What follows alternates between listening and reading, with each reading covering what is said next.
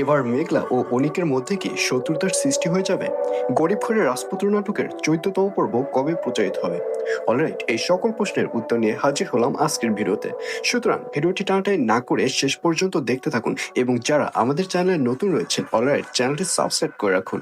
হ্যাঁ ভিউয়ার্স, এই ভিডিওর শেষে জানিয়ে দিচ্ছি গরিব ঘরের রাজপুত্র নাটকের 14তম পর্ব কবে প্রচারিত হবে। আর 14তম পর্বে থাকছে আশ্চর্য সকল ঘটনা, কারণ এবার মেঘলা ও অনিকের মধ্যে শত্রুতার সৃষ্টি হয়ে যাবে।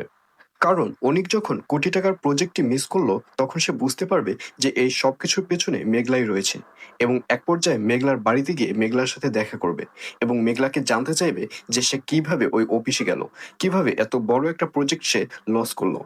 আর এই কথা শুনে মেঘলা বলবে, এর পেছনে আমি দেই না, এর পেছনে তোমার কথাই দেই। এবং এক পর্যায়ে অনিককে দেখা যাবে সে মেঘলাকে ভুল বুঝবে।